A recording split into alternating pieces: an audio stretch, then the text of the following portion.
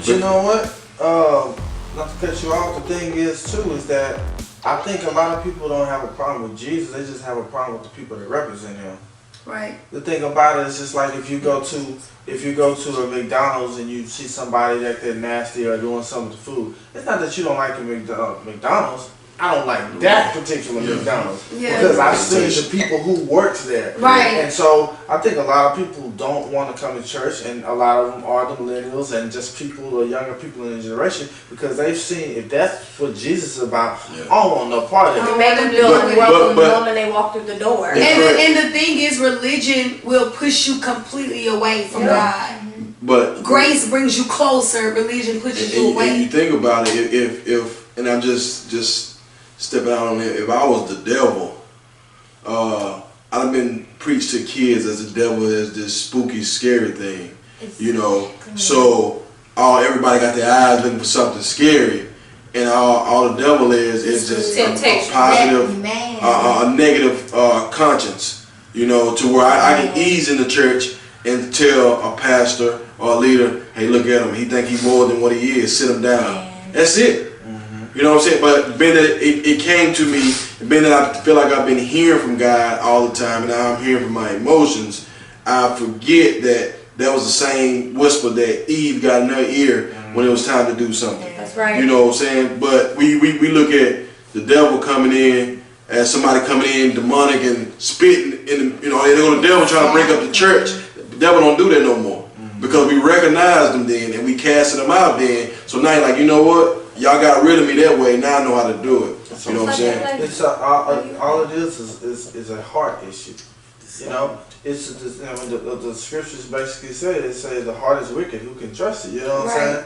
And so when your heart is not of God and you allow things in your past, your experience to creep up there and fester, then you have all of this hate and a heart that's not like God. You sitting up in the church claiming Jesus, saying Jesus' name, singing songs about Jesus, but basically letting the devil or letting the enemy control your actions because you need it's a heart issue. But see, the thing with nobody ever, and I really suddenly hear any leaders because of credibility issues. But I heard like the devil was using me, or to recognize like, you know, nobody ever want to be used by the devil.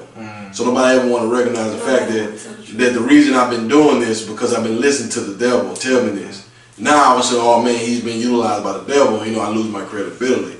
But at the same time, I'm going to start preaching God a little bit more so you'll believe in my actions that I'm doing is from God, and all I'm doing is covering up. You know, and that's really what the devil want to do. You know, that's all he wants to do anyhow, was to be God. So what I do now is use a weak man of God to be God and portray God, and I'm right where I want to be. Yeah. You know, I remember I had this like altar call after I had preached at my dad's church, and I remember this lady coming up, and God was literally speaking to me about this lady, and I told her, I said, the Lord told me to tell you to stop with the false illusions.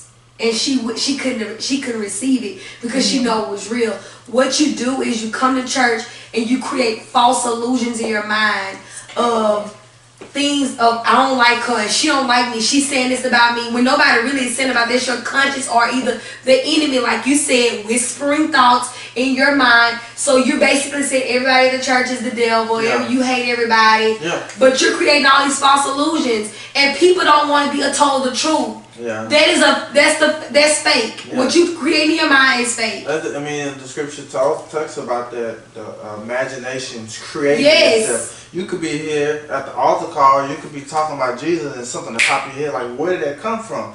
It's of the enemy. That's why you can be in church like me thinking about sex. Like literally, I used to be in church. No, I'm serious. No. It's funny, but you can be in church having sexual desires and thoughts in church. You can be in the bed. You can be at church. Oh, in the bed. You can be in church because your imagination. That's why I said sexual affection on things above, because wherever you were leaning toward at that moment. You want it, and your mind can lean anywhere. You can't try try to exempt the church and say, oh, at the church, everybody and everything's gonna happen perfect. No. Because honestly, that's when things begin to reveal that you need to correct. Exactly. When you actually come into the presence of God. Because see, everybody don't bring the presence of God at home. Exactly. Some people feel like the presence of God is only at the church. Yeah. But that's still gonna you can't eliminate them people that feel that way. I'm gonna say something. Going back to the millenniums, like millennials. It's all right. She know how to say it. She just She plays I'm so tired. The millennials. Limbs. Y'all know what I mean. Yeah, but going back to that, like, you know, we need to go out and, because I've been hearing, like, throughout this whole entire conversation is that what we doing inside church, like what we cannot do inside church, going into the four walls, what we not doing, like, you know, talking about like the older people, what they not letting us do inside church, but what are we doing outside? Like, you know, these people out here, people out here need safe, like, you know, like we was saying that our age group is the people that's like so scared to go back into the church because they're scared of like the older people, the judgment. Oh, what if I wear my shorts to church? You know, what are these people gonna say? We need to go outside and get these people saved. We know like what's right and we know what's wrong. Once again, the church is not the building. See, that's what we get caught up in. That is not the building. One thing You are the church. I will say that hindered me probably for years about being a saint was that honestly, being a saint was not attractive. Wasn't fun. You couldn't do that. You was being in tradition and religion, it's almost like once you became a saint, you had to join a cult. Like you had to be so in a box to where you couldn't experience the world. Yep. But then I started realizing more now we live in the world but not of the world, and things kind of change. But man, honestly, man, I'm telling you, my desire growing up was to be a saint. But at that moment, I didn't want to be a saint. So in my mind, I'm like, well, man, I'm gonna just get what I got to get out the way. You know what I'm saying? Because once I become a saint, I'm gonna go in this cubby hole, you know, to where I can't even live anymore. You know what I'm saying? And honestly, I know I'm not the only person in my age range that felt that way. You know, so it's a lot of, I'm wondering, because I won't say lost because they know, but there's a lot of wandering souls that don't realize that, man, we can be ourselves in a sense, but be directed by God and can be a saint and be cool. You can have your own, you can still have your own swag, you can still have so like to finish up this segment on part 1 and going into our part 2, I'm gonna put something on your mind so we can have another bridge to go over.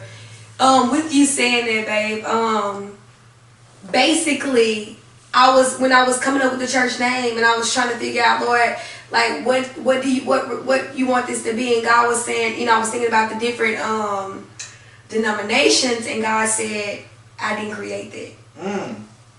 Man created that.